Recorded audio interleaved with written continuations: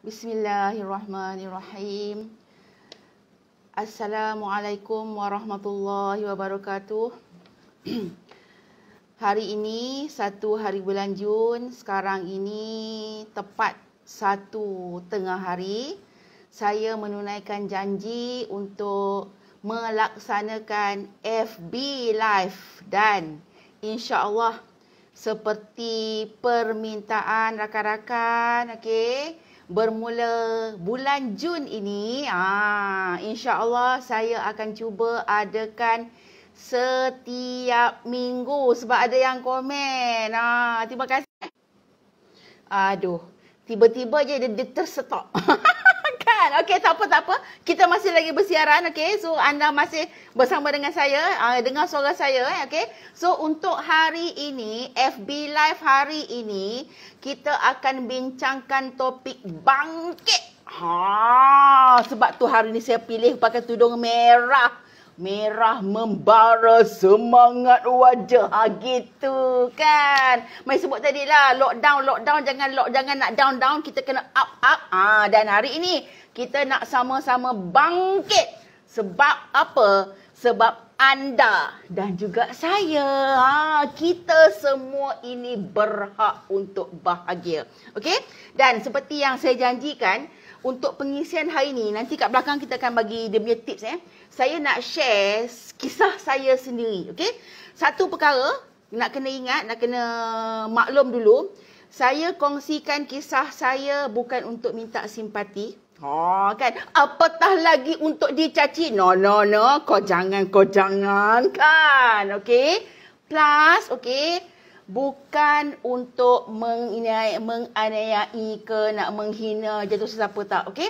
Tapi apa yang saya bakal kongsikan dalam FB Live hari ini adalah realiti hidup saya. Sebab, okey, satu, ramai sangat, okey, terutama kadang-kadang klien, okey, ataupun kadang-kadang belum jadi klien sebab saya ni walaupun tak balas, mesti tak respon setiap komen anda dekat Facebook. Kadang-kadang menanti nak jumpa klien, ke sesi klien saya akan baca juga. Jadi daripada situ ada juga yang komen, cakap pandailah, puan tak alami, puan ada family yang bahagia, puan ada kejaya kan. Alright, okey, alhamdulillah kan. Ini yang selalu kita orang kata apa? Ada orang sebut manusia hanya nampak hasil. Manusia tak nampak apa yang telah dilalui. Dan hari ini saya nak kongsikan. Bukan kata saya ni dah pun berjaya. Okey, walaupun macam tahun lepas saya pernah share kat Facebook. Saya mendapat undangan untuk kongsikan kisah hidup saya sebagai salah seorang yang telah berjaya dekat Malaysia. Memang mengejutkan. Mengejutkan. Sungguh saya mengejutkan. Memang terkejut sebab saya tak katakan saya ini telah berjaya. Tapi kenapa saya terima pelawaan tersebut? Ayat daripada anak sulung saya sendiri. Okey. Anak sulung saya yang sekarang ni berusia 18 tahun lebih. Dia ni grup SPM Corona. Okey. Masa tu dia cakap dekat saya, Umi memang tak nampak Umi berjaya. Tapi bagi orang lain, Umi dah pun berjaya sebab Umi bantu mereka untuk dapat yang terbaik dalam hidup. Umi bagaikan idola kepada seseorang. Itu ibaratkan saya sentap. Okey? Dan saya pun yakin Allah Subhanahu Wa Taala izinkan saya untuk mengharungi cabaran-cabaran hidup hampir 47 tahun ini. Cabaran dalam kerjaya, cabaran dalam rumah tangga dan sampai hari ini masih lagi ada cabaran dah lama pun hidup kan. Okey? So saya yakin bukan semata-mata untuk diri saya sendiri, tapi untuk saya kongsikan dengan rakan-rakan yang nak dapatkan perkongsian dan manfaat hari ini. Okey? So, pertama sekali, saya nak kongsikan pasal kejaya dulu. Okey? Sebab ada orang cakap apa? Senang, puan ada kejaya. Okey. So, saya nak ceritakan, saya bermula kejaya saya yang pertama sekali selepas saya habis SPM adalah cikgu sekolah. Okay, so simple, tak masalah. Sementara tunggu STP kan. Tunggu STPM, saya ada orang yang mungkin buat benda tapi saya jadi cikgu sandaran kat sekolah sebelum dapat offer masuk universiti. So tak ada isu. Tapi selepas daripada habis belajar dekat Universiti Melaya, okay, sebulan saya bekerja sebagai pembantu klinik. Okay, sebulan. Sebelum saya masuk betul-betul dalam lapangan kerjaya sekarang. bermula 10 April, saya masuk ke pejabat saya yang pertama di Kampung Baru. Wisma Raja Alang ke macam tu. Tak tahu ada lagi tak sekarang. Okay. So macam tu lebih kurang lah dekat Kampung Baru tu. Okay. Masa tu, okay. Ini sejarah sikit Saya bekerja sendiri. Okay. Saya bekerja sendiri bersama dengan sahabat baik saya, Shikin Hamzah. Tak tahulah dia ada tak, mungkin tak ada sekarang tengah kalut dia, sebab dia mengajar. Okay. Sebab masa tu, saya cerita sebelumnya, semasa saya masih lagi belajar dekat UM, final year, saya ada luahkan dekat Shikin. Saya kata saya berminat untuk buat macam konsultan lah, sebab saya sukakan part counselling, part psikologi macam ni. Okay, memang saya ada ambil perundangan syariah law, tapi saya suka part macam ni. Kebetulan masa dekat UM, saya organize, menganjurkan kursus-kursus motivasi untuk pelajar. Jadi saya minat untuk buat motivasi. Okay? Dan kebetulan pula, okay, Shikin ni bersembang dengan seorang kawan yang dia pernah kenal semasa praktikal. Dan kawan itu adalah penjawat awam, saya tak beritahu siapa lah Dan penjawat awam ni offer dekat saya, okay, untuk terajui satu business consultant. Okay? So, dia kata dia akan support untuk segala peralatan yang diperlukan, termasuk untuk bagi gaji dekat saya. Dan ketika itu, Shikin menyertai saya. Okay? So, dipendekkan cerita. Oh, panjang nak cerita tu 98 kan? Okay. Dipendekkan cerita, 3 bulan saya beroperasi bersama dengan Shikin dekat Kampung Baru tu. Okay? Dapat satu kata putus daripada kawan yang offer, yang mula-mulanya nak bersama dengan saya, nak bantu segala, akan bagi gaji. Okay? Dia kata apa? Dah 3 bulan dah, dia kata dia tak nampak apa-apa hasil, jadi nak undur diri. Dia bagi peluang kat saya, sama ada saya nak teruskan atau saya undur diri. So masa tu saya terfikir kan, walaupun saya ni bodoh lagi lah dalam bisnes kan. Yalah, keluar-keluar daripada universiti, kerja klinik sekejap dan masuk dalam bidang macam tu kan. Tapi saya yakin yang bisnes, okay, maksudnya servis macam yang kami anjurkan, kami buat masa tu, okay, bukannya benda yang mudah. Okay, bukannya nak macam orang jual goreng pisang kat tepi jalan kan, rasa sikit je, ui sedap. Jual ayam mangga, ui sedap. Orang cari, no, bisnes, servis macam ni, okay, servis yang melibatkan peribadi, okay, melibatkan kekeluargaan, bukan benda yang boleh ditry, dicuba-cuba. Okay, so, jadi saya pun masa tu, okay, fine. Kalau kata kau nak biarkan aku biarkan je lah. Sebab yang masuk dalam bidang ini adalah saya. Memang bermula dengan modal dia, tapi yang terjun, yang mewujudkan masa tu, namanya RDS Mawadah. So kalau siapa yang dulu boleh cari RDS Mawadah. So saya, okay, saya yang orang kata bina bisnes tersebut, okay, konsultan tersebut. So saya kata saya tak nak undur diri. So ketika itulah bermulanya jejak berduri gitu kan, okey. Tapi saya teruskan juga hatta sampailah saya dapat lesen. Dipendekkan cerita saya dapat lesen, okey. Saya dapat lesen untuk jadi peguam syar'i. Dah jadi peguam syar'i pula, okey. Pernah saya jalan kaki, okey, kalau siapa sebut kat Kajang, tahun 1999, okey. Saya pernah jalan kaki daripada Pekan Kajang. Masa tu Metro Kajang, ada tak tahu ada lagi tak sekarang ni, Metro Kajang pada pengawal polis tu, okey. Sejalan kaki daripada Pekan Kajang itu balik ke Bukit Mewah Fasa 4. Hala nak ke Semenyih. Kenapa sejalan kaki? Sebab saya tak ada duit nak naik bas. Duit bas daripada Pekan Kajang ke Bukit Mewah, tak silap saya tak sampai RM1 masa tu, okey. Tapi saya tak sampai RM1 pun saya tak ada duit nak naik bas. Sebab apa? Sebab kisahnya masa tu saya ada kes kat KL. Okey, ni masa ni belum berempit. Sebab masa tu saya awal-awalnya merempit ni, motor saya hilang, kena curi dekat highway. So ini antara cabaran yang saya lalui, okey. So saya kena naik bas balik. So masa tu saya ada kes kat KL, so klien janji dengan saya, okey, tak apa puan, masa tu walaupun belum kahwin dia pergi puan, okey, tak apa puan, nanti saya bayar dekat puan masa dekat mahkamah lah, okey, fine. Masa tu sepatutnya, sebab ini lama, untuk sebutan kes saya masa tu ambil 1.5, okey, so jadi saya pun, okey, tak apalah, 1.5, dalam beg duit saya masa tu ada lebih kurang tak sampai RM5, so saya dah naik bas daripada Kajang ke KL, okey. So daripada KL nak ke Mahkamah Syariah, dekat Kota Raya tu, kan. So jalan kaki pula ke Mahkamah Syariah KL dekat KTM. Okey. So Sampai dekat mahkamah, tunggu. Klien tak muncul-muncul. Okey? Tak lama tu dia SMS, "Puan, minta maaf puan, saya tak dapat hadir hari ni." Dan bila kes klien tadi tak ada masalah sebab peguam hadir. So, saya pun melaksanakanlah kerja saya seadanya juga. Tak apalah, saya akan ada hikmah dia. Okey? So, teringat masa tu, aku tak ada duit. Okey? Dia janji dia nak bank in. Alright, tak apa pun saya akan bank in segera. Tapi selesai kes mahkamah, saya cek akaun tak ada. Alright. Ni masa mula-mula nak. Yalah, orang tak glamour, tak kenal macam hari ni lagi kan. Okey. So, sampai ke sudah, saya tunggu sampai tengah hari. Kontak SMS tak balas-balas, saya pun nekat, tak apalah, saya balik je lah. Dan duit masa tu cukup hanya untuk balik daripada KL ke Kajang. Okey. RM2.50.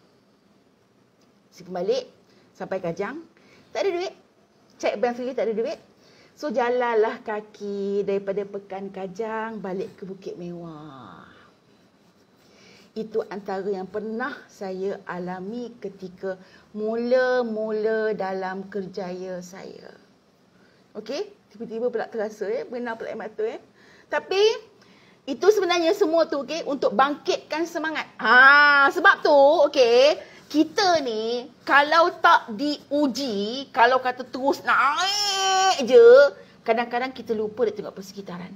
Tapi kalau kita terduduk, kita jatuh, kita sakit kan, letak satu je.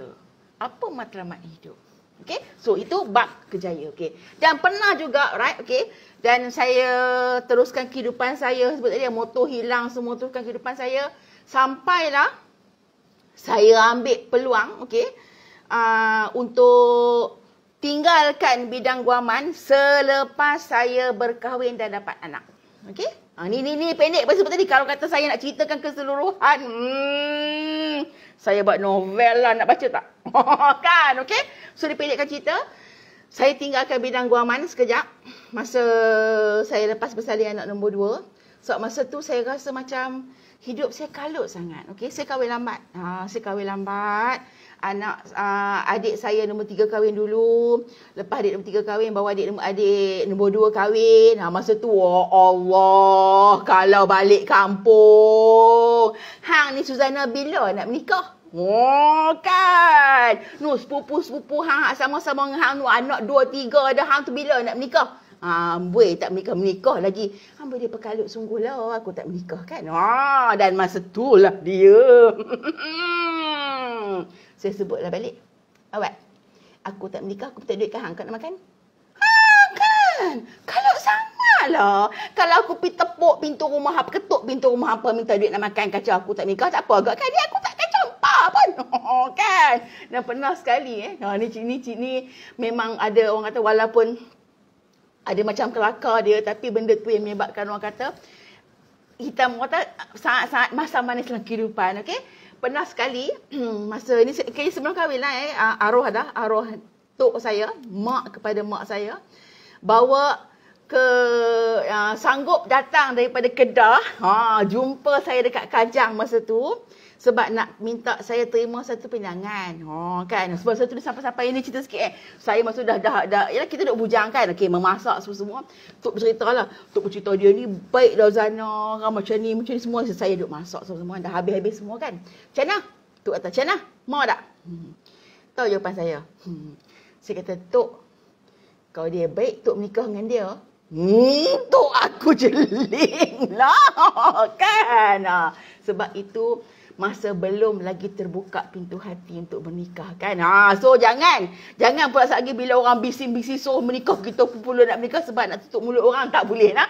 Bila bersedia baru menikah. So itu antara cerita saya. Okey. So tadi balik kepada selepas saya ambil keputusan untuk berhenti tinggal ke bidang guaman. Okay, saya terlibat yang menjalankan guam wanita, saya terlibat dalam production untuk multimedia. Okey. Masa tu saya diuji dengan kerja tak ada gaji. Ini yang membawa juga kepada kes rumah tangga saya. Okey. Dalam masa yang sama, saya diuji dengan suami masa tu. Suami masa tu lah, bukan sekarang. Suami sekarang ni alhamdulillah kerja. Kan? Suami masa tu, dia tak nak kerja lah pula dah. Okey. Dimudahkan masa saya keguguran anak yang ketiga, okey, maksudnya sebelum baby yang masa bercerai tu, masa saya bercerai kan baby 5 bulan. So sebelum baby tu saya ada mengandung. Tak ada sebab, tak ada apa-apa alasan, tiba-tiba saja petang lepas asar, okey. 1 hari bulan. Ingat lagi? Saya pergi ke bilik air, buang air, tiba-tiba saya perasan macam air kencing tu ada darah.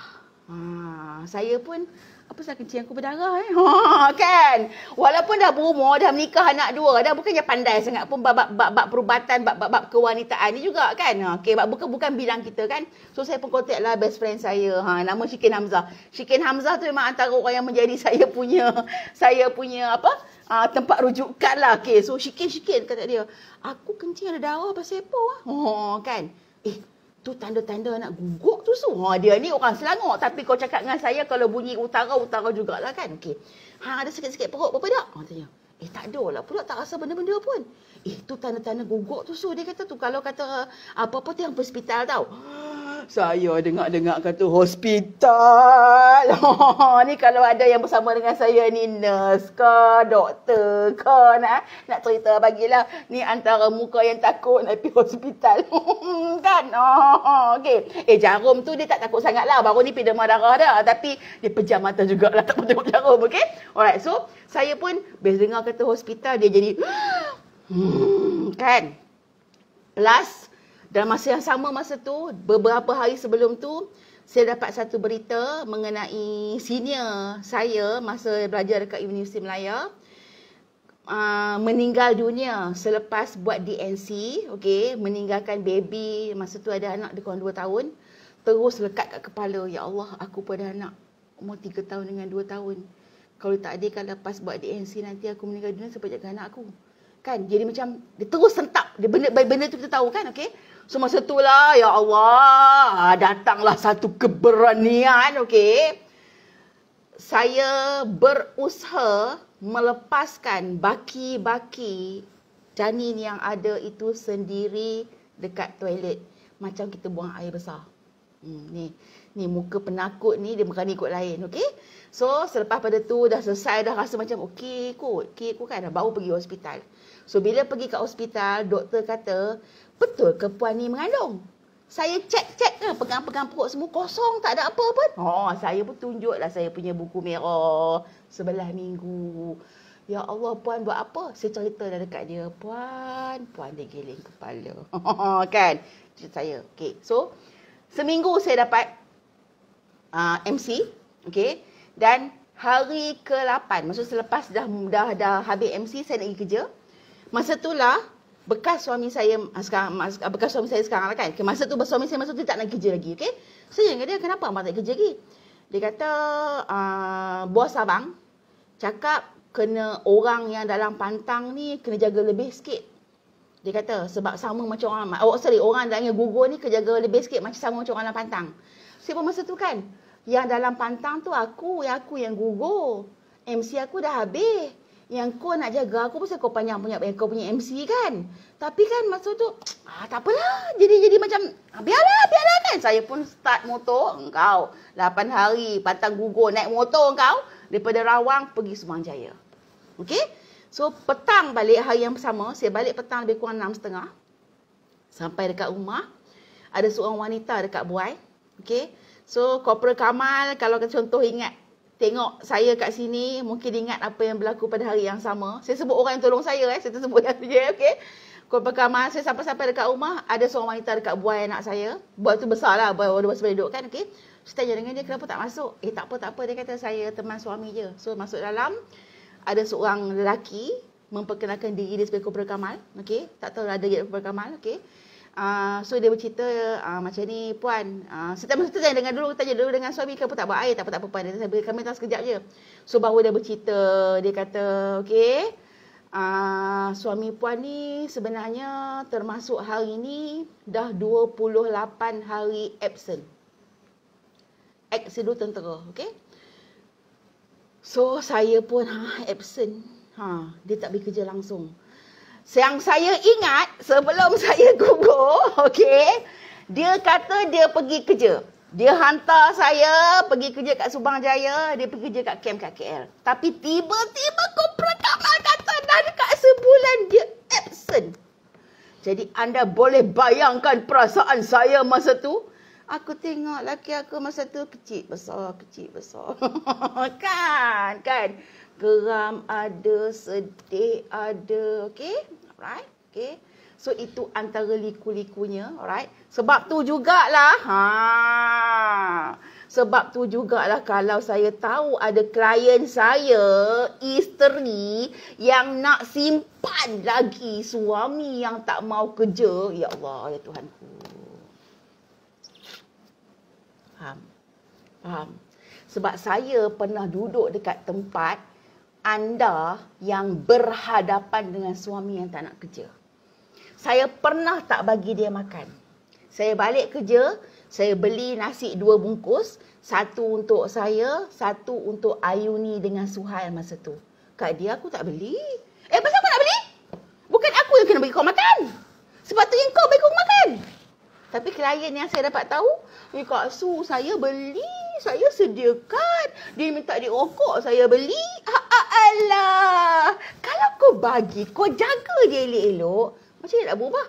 Aku yang tak bagi makan, dia pun dia tak berubah tau. Siap menjadi climax case climax case dia keluarkan duit daripada akaun. So itu menyebabkan saya rasa macam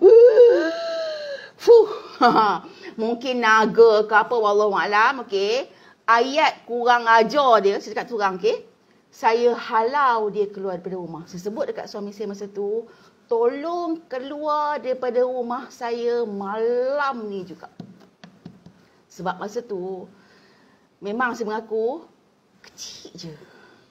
Tak pasti, takut juga sebenarnya. Kot-kot lah kan. Kot-kot lah. Kalau dia ada lagi kat rumah tu masa tu, mungkin anda sekarang ni mengenali Suzana Ghazi sebagai pembunuh kot. Kan, ya Allah, moga dijauhkan lah. Sebab memang rasa marah, geram sangat. Sebab tu saya tak boleh faham. Saya memang cannot brain kalau wanita yang simpan suami yang tak mau kerja. Aku tak faham betul apa salah korang ni. Okay, so itu antara rentetan dia. Okay, so dan disebabkan dia marah saya halau dia keluar dari rumah, so saya diceraikan dengan SMS. Itu sebab dia kenapa berlaku cerai antara kami. Okay, alright. Dan dalam tempoh tu sebenarnya, maksudnya dalam tempoh daripada yang lepas saya halau dia keluar pada rumah tu, okay, saya memang sebut dekat dia, dekat apa suami saya masa tu, dia provoke saya. Dia mesej, dia kata nak pergi jumpa kat Karangcraft lah apa semua. Saya kata kat dia, kalau saya nampak dia, saya buat polis tu je. Masa yang sama saya doa, ya Allah, ya Tuhanku, kalau suami ini, ya Allah, masih baik untuk masa depan aku, agama aku, anak aku, ubah sikap dia. Jadikan dia suami yang soleh, yang bertanggungjawab, ya Allah. Tapi kalau sebaliknya, ya Allah, dia bukan lagi yang terbaik untuk masa depan aku, agama aku, anak aku. Kenapa anak? Of course lah. Saya ada anak lelaki seorang. Masa yang kes ujung kalau tu ada orang yang baby 5 bulan tu kan. Lelaki 2 orang. Anak perempuan seorang. Saya keluar pergi kerja masa tu, dia dekat rumah, nanti anak saya belajar. Dulu Umi yang pergi kerja, kan? Abi duduk kat rumah. Nanti tak pasal-pasal menantu aku pun dapat anak. Anak Uzbillah Bizalik lah. Syukurlah anak sekarang dia rajin. Kerja rumah pun Umi dia bising suruh buat kan. So saya tak nak untuk anak saya. Okay? Yang kedua untuk agama saya. Sebab sebut tadi saya sampai sanggup untuk suruh dia keluar daripada rumah. Ayat kurang ajar dia halau lah. So di mana hormatnya lagi, you know. I dah tak boleh hormat you. Serius cakap, memang tak boleh. So saya dah tak boleh dah. Kalau dia baik, dia berubah, okey mungkin. Tapi kalau tak baik, Allah tolonglah. Biar dia lepaskan aku dengan baik. Atau aku diberikan kekuatan untuk memfailkan kes di mahkamah syariah. Taklid kan? Dah keluar dari rumah, 4 bulan boleh buat taklid. Okey? Dan ini cabaran sebenarnya masa tu, okey? Orang saya belum masuk TV, belum lagi glamour gitu kan, okey? Tapi saya dah mula dengan wanita, right? Okey. Dan ketika saya mengumumkan status saya yang sebenar, alright? Sebab selepas daripada tadi dah berlaku cerai SMS semua, saya dah buat pengesahan semua. Dan saya pun terlibat, okey? Terlibat dalam menyampaikan ceramah di bawah Kementerian Pemberdayaan Wanita. Dan ketika itu, bila pergi ceramah je, orang kata je, Puan, suami kat mana? Puan, suami kat mana? Kan? Dia heran, subuh dia rajin tanya pasal lelaki aku. Sekarang korang jangan tanya pasal lelaki aku. Kan? So masa tu, okay, puan suami kat mana pun. Saya pergi dengan bapa saya pergi dengan adik saya pergi dengan mak saya kadang-kadang tu. Tapi dia nak juga tanya laki aku. Heran betul. Dan masa tu saya cuma sebut apa? Dia kat Sarawak. Tapi dalam hati, dia bukan suamiku lagi. Dan benda tu berterusan daripada bulan Mei sampai bulan 12. Okay? Lebih kurang 7 bulan juga, 5-7 bulan. Sebab saya fikir masa tu, sampai bila aku nak menipu orang? Yelah, secara tak langsung kan, bertanya suami kat mana? Sebut kat Sarawak. Sedangkan dia bukan lagi suami saya masa tu. So, saya ambil pendirian, okay, untuk umumkan status saya yang sebenar. So, pada tanggal 2 Disember, birthday saya, okay, saya umumkan status saya yang sebenar. Dan ketika itu, Shikin Hamzah, ini manusia yang sentiasa bersama saya kan, dia sebut dekat saya, Su, engkau dah letak pisau dekat leher kau sendiri. Kenapa? Sebab ini kerja saya. Kerja saya dalam bidang kaunseling keluarga, kerja saya dalam bidang golongan syar'i, dan tiba-tiba orang tahu kau bercerai, kan? Saya sebut dekat Shikin, aku yakin rezeki daripada Allah. Dan alhamdulillah, sungguh. Selepas itu, masih ramai orang yang cari saya. Maka bertambah-tambah lagi. Sebab mereka ini berpendirian, Kak Su bukan semata-mata ada ilmu dan teori, tapi Kak Su ada pengalaman. Okey? Dan saya pun meneruskan kehidupan saya sebagai single mother selama 7 tahun. Dan Allah tentukan hidup kita sebaiknya. Okey? Masa mula-mula saya meneruskan kehidupan sebagai ibu tunggal. Alright? Saya dilorongkan oleh mereka-mereka yang berkaitan untuk bagi talk, bagi ceramah motivasi kepada ibu-ibu tunggal. Kan? Dan ketika saya dilamar oleh suami saya, okey, untuk jadi isteri dia, masa tu saya mula dipanggil pula oleh JAKIM untuk menjadi antara penggubal modul pasca perkahwinan untuk kebahagiaan rumah tangga. Dan ketika modul itu dilancarkan, baby saya baru berusia 5 bulan. Nampak tak perancangan Allah?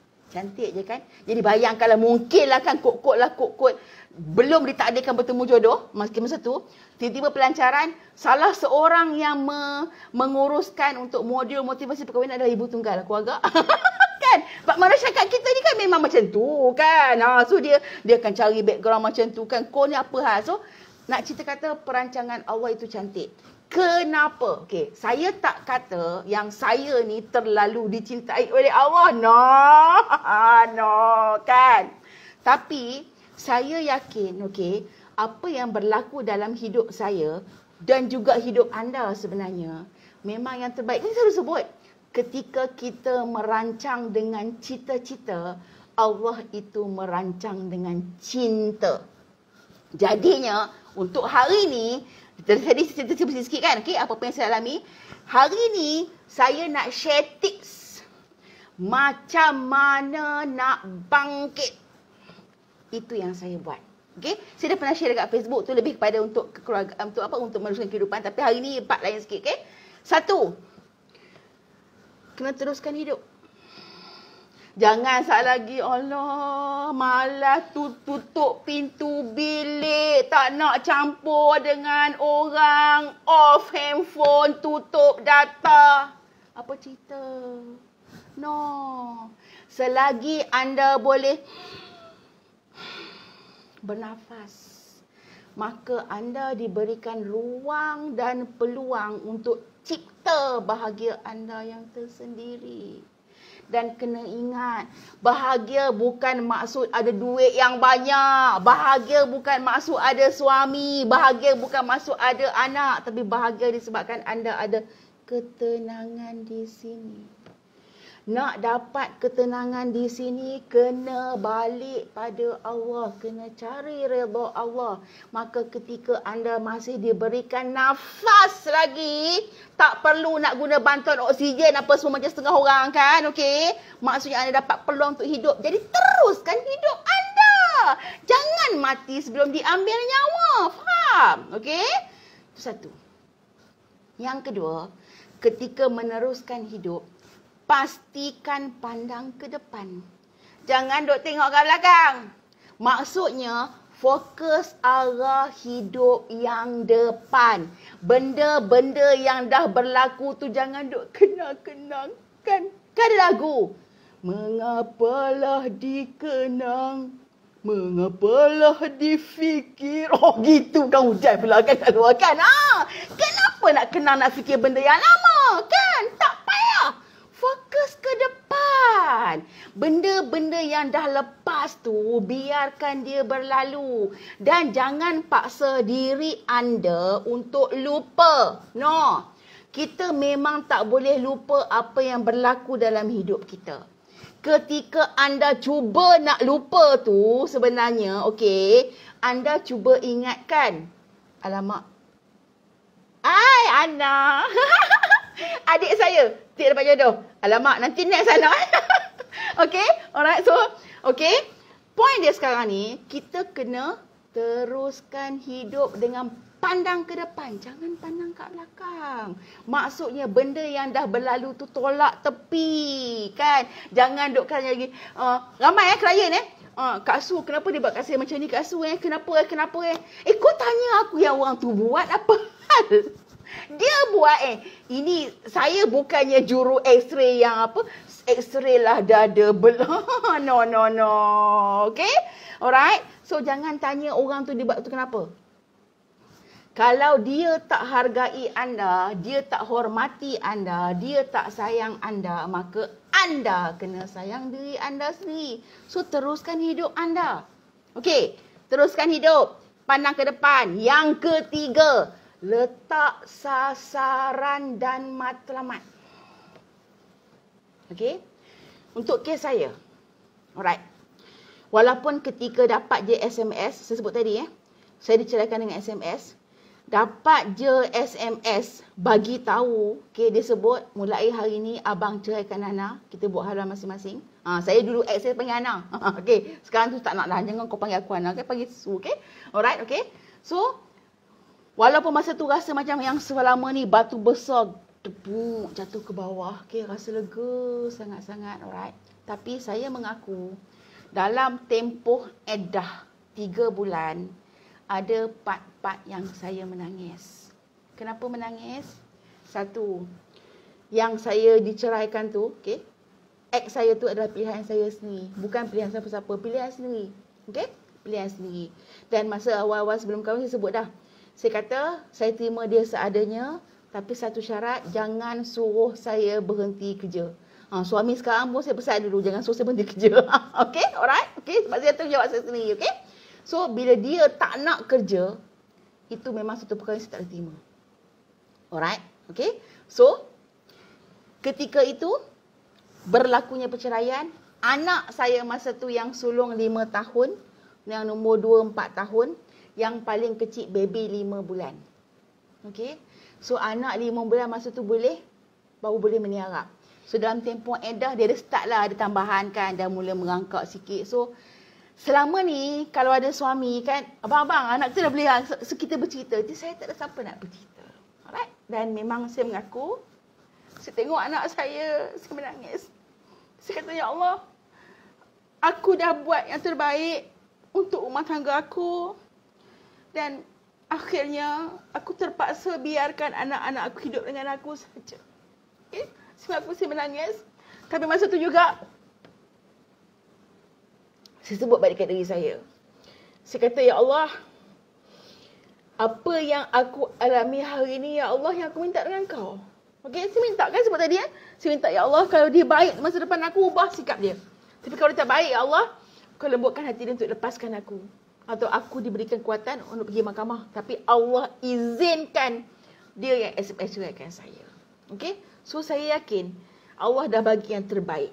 Jadi, 3 bulan, saya tanam kekuatan dalam diri. Sebab tu 3 bulan tempoh untuk anda layan emosi.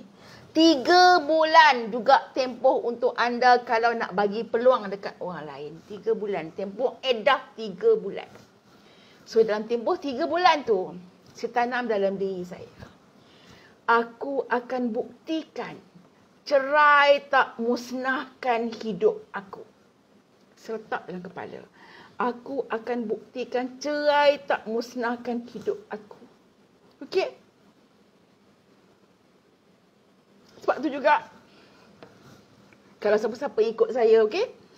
Setiap tahun, bermula daripada tahun pertama cerai, selepas saya dah inform dekat TV1, inform dekat saya punya blog, saya pergi juga ke Astro Awani, ceritakan cerita saya yang sebenar. Okey, saya bagi tahu saya nak bangkit. Okey, saya usaha untuk bangkit. Setiap tahun 9 Mac, tarikh 9 Mac, saya sambut ulang tahun perceraian. Bukan kata nak tunjuk, oh dunia, aku dah janda. No. Okay? No, bukan. Kau yang seronok ke jadi janda. Pernah kawan kat pejabat dulu, okay, seorang adik tu lah, masa dia tahu, okay, Kak Su bila nak umum kau jadi janda. Saya kata kat dia, kau ingat aku menang award ke apa? Okay? Tak ada orang, tak ada perempuan pun yang nak pegang status janda. Tapi kalau itu yang ditakdirkan oleh Allah, kita kena terima, kena teruskan hidup. So masa tu, setiap tahun saya sambut ulang tahun perceraian untuk buktikan yang aku masih boleh hidup bahagia tanpa engkau. Kau tak nak aku kan? Aku dah usaha buat yang terbaik untuk perkahwinan aku. Tapi kau yang abaikan aku. Kau yang tak nak buat tanggungjawab kau. Kan? Walaupun kita yang filekan cerai. Contoh, macam saya di SMS ceraikan saya. Tapi kalau anda juga yang filekan cerai disebabkan kegagalan suami anda melaksanakan tanggungjawab, itu bukan salah anda. Itu salah dia. Anda cuma dapatkan bahagia anda. Buat apa ada suami yang tak berfungsi sebagai suami? Islam dah sebut dah, suami tu ada fungsi dia. Tapi kalau ada fungsi suami cuma nak kacau malam hari, kan aku potong ke? Okay? So, saya sambut.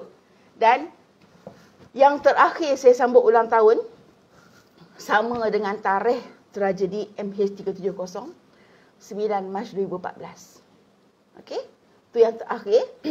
Dan masa tu saya buat satu program dekat Masjid Negara, Wanita Berhak Bahagia.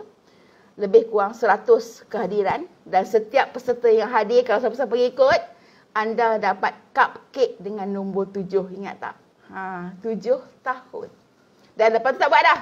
Tu yang terakhir, sebab bulan Mei saya menikah. Kan? Okey? Nak cerita kata, kena letak sasaran, letak target. Aku akan buktikan cerai tak musnahkan hidup aku. Anda pun buktikan cerai tak musnahkan hidup anda. Letak target. Saya masa tu fokusnya untuk anak-anak. Sebab itulah bila ada orang yang bertanya untuk nikah, kan? Arwah Datuk Maznah pernah cuba rekomenkan untuk nikah. Saya masa tu saya tak nak. Saya memang tutup. Sebab kepala otak saya fikir untuk anak. Dan masa tu bila mak saya tahu, mak aku suka aku kak. Mak saya kata, hang tu kau dekat orang pandai sangat. Kan? So, buat solat hajat lah. Kan? Buat sikhoroh lah. Dekat dia tolak terus. Okay? So, saya pun terpanah lah juga. Dan saya buat solat hajat. Okay? Pendek-pendekkan cerita. Berjodohlah saya dengan suami sekarang. Okay? So, itu lah. Letak sasaran, letak matlamat untuk dapatkan yang lebih baik. Okay? Yang keempat, jangan dengki dengan orang. Oh Allah, ni masalah besar. Masalah besar dalam masyarakat hari ni adalah dengki dengan orang. Ni lockdown ni, kan? Yang sekarang seperti lah daripada awal tu sebenarnya terlepas lagi sebenarnya yang saya nampak yang dia geram. Engkau orang tak apalah kerja makan gaji kan. Engkau tu cikgu makan gaji buta. Kalau kau cemburu dekat cikgu sebab masa benih dia tak boleh nak mengajar, kenapa dulu kau tak dengan cikgu? Kenapa dulu kau tak bekerja kerajaan ke apa ke? No, kita ada hidup kita sendiri. Kita ada anugerah hidup sendiri. Dan kita ada ujian kita sendiri. Kau nampak je cikgu tu mungkin masa cuti dia banyak. Kau tahu tak dah cuti dia pun dapat kerja juga? Arwah adik saya cikgu. Bapak saya pun kencing cikgu. So saya pun tak faham kenapa dia dengki sangat dengan orang. Sama jugalah, okay? Orang tu mungkin dia ada hidup dia lebih senang ke apa. Kau tak tahu betapa dia dah usaha dapat kesenangan tersebut. Jadi kita hidup dengan apa yang kita ada. Itu yang perkara yang kelima. Syukuri hidup kita. Apa yang ada, nikmat itu disyukuri. Okey? Saya, untuk hidup saya, ni cerita saya sendiri. Untuk hidup saya, belum pernah lah saya, kan ramai jugalah orang duk share kan petua untuk apa, dapat kemewahan ke apa, okey. Saya dalam kepala saya sekarang ni, saya hanya fikir untuk dapatkan hidup yang selesa, yang cukup keperluan untuk anak-anak saya. Okey, so bergantung pada anda sendiri. Tapi saya bersyukur sangat-sangat dengan hidup saya sekarang. Alhamdulillah, aku tengok laku nak kurus pun payah. Tapi bulan baru ni 7 kilo turun. Tu ke pula, okey? Tapi sikit lah. Tapi nak cerita, kita kena syukuri hidup kita. Plus, bersyukur kena faham juga. Bukan maksudnya kau kena terima je. Macam ada klien saya sebut, mak mentua dia kata apa? Kau kena bersyukur lah. Suami kau tu memanglah tak kerja. Tapi dia tak pukul engkau. Dia tak minum arak. Syukur kena betul nanti si bincang pula panjang bersyukur. Syukur kena betul. Bukan syukur yang membuta tuli. Redha pun kena betul. Saya sebut dah, redha tu lawan dia bodoh. Faham? Okey, so ingat saya ulang balik. Macam mana nak bangkit? Satu, teruskan hidup. Pandang ke depan. Okey? Dah tu pula, letak sasaran. Letak sasaran. Kau nak jadi apa? Kita ni ingat dah dulu kalau kita belajar dulu kan. Okey, tempoh 3 bulan akan datang, 6 bulan akan datang, setahun akan datang. Kena letak. Apa yang anda nak jadi? Okey? Letak. Sebab bila anda ada sasaran, ada strategi lah pula. Jangan dok buat je tulis lawa pelekat depan meja kan. Matlamat. Tapi tak usaha tak boleh lah. Letak sasaran, letak matlamat, kena usaha untuk capai. Dan nak usaha tu kena ada strategi. Plus yang paling penting, jaga hubungan dengan Allah. Saya ngaku terus terang, saya bukanlah orang yang sentiasa bangun malam. Terus terang cakap. Sebab tu saya amat bersyukur bila Allah bagi saya ujian dengan cabaran. Okey? Maksudnya ujian dengan masalah, ujian ada isu, benda yang menyebabkan kita susah hati kan? Sebab kita takkan terlalai. Kita sentiasa cari Allah, minta tolong dengan Allah. Berbanding dengan kalau Allah bagi ujian kesenangan.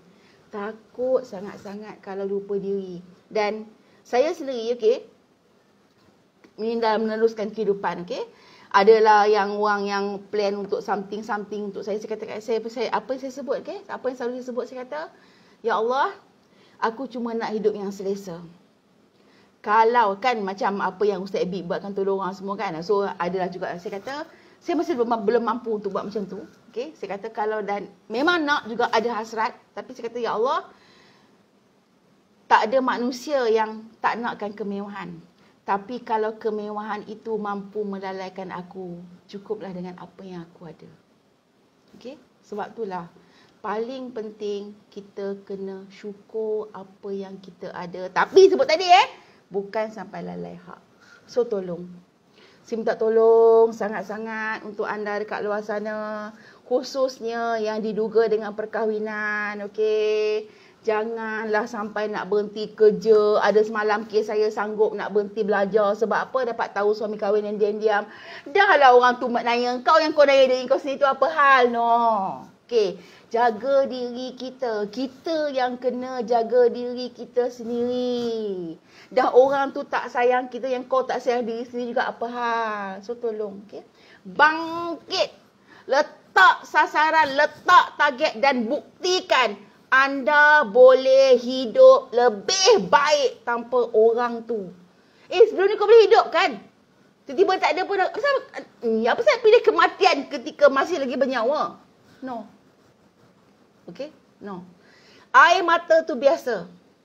Tapi membiarkan diri dalam air mata itu benda yang tak boleh diteruskan. Okay? So tolong. Hari ni saya dah share sedikit kisah saya. Sedikit je, banyak-banyak lagi payah, okey? So, jangan pula saat lagi, puan tak apalah, no. Saya dah pernah merangkak, okey? Kalau sekarang saya share, saya pernah bangun 4:30 pagi untuk masak nasi lemak, masak kuih, masak bihun goreng. Kalau ada geng pejabat saya kat Suruhanjaya, Rosmi Rawati, Sharifah Izzati, tu antara geng yang pernah lah makan nasi lemak saya, okey? Saya pernah masa tu, okey, saya masih ingat, pengasuhan Asia dekat Taskar, dekat Puchong. Okay? Dia sebut dekat saya, dia kata, akak yakin satu hari awak boleh jadi lebih baik. Sebab apa? Dia nampak saya masa tu, saya bawa anak saya Sulaim, okay, yang berusia belum setahun dalam carrier, baby carrier kan, baby carrier, pasang, letak kat belakang, saya naik motor. Motor saya tu, okay, dekat bahagian belakang, ikat satu bakul nasi lemak, kiri kanan dekat handle tu nasi lemak. Saya pergi hantar kat kedai. Saya dah alami dah. Okay? Saya dah alami kejatuhan, saya dah merangkak. So tolong, kalau saya boleh bangkit, kenapa anda tak boleh bangkit? Kita boleh bahagia. Yang penting teruskan hidup, capai matlamat, cipta bahagia anda yang tersendiri. Boleh? InsyaAllah boleh. Yakin boleh. Allah dah janji, setiap kesusahan pasti ada kemudahan. Kan Tok T sebut, percayalah. Okeylah. Hari ni ada asyik-asyik air mata pula. Tak apalah. Okey, itu biasa. Itu biasa. Tapi saya minta sangat, tolonglah. Jangan rosakkan hidup anda disebabkan lelaki yang tak berguna. Okey? So, kalau lelaki nak marah, kau marahlah. Kan kalau anda yang terlibat, kau kena berdil, kau cedera. Kan? Dulu, sabar makan cili terasa pedasnya. No, sekarang kita guna kau kena berdil, kau cedera. Alright? So, takat itu saja. Tolong, saya ulang sekali lagi. Bangkit! Sebab anda berhak bahagia. Kita jumpa lagi minggu depan, insyaAllah. Topik lain pula. Jaga hubungan kita dengan Allah. Moga kita semua dapat merungkai kes COVID-19, melandaikan kes yang makin banyak dan negara kita kembali selamat. Sekian saja. Terima kasih lagi untuk anda semua bersama dengan saya. Sekarang ini live dan mungkin selepas ini. Dan sama-sama untuk mereka yang share. InsyaAllah sama-sama kita doakan moga Allah permudahkan setiap urusan kita. Dan ya Allah, kalau urusan itu tidak mudah, ya Allah, berikan kami kekuatan untuk meneruskan kehidupan. Amin, amin, amin, ya Rabbal Alamin. Jumpa lagi.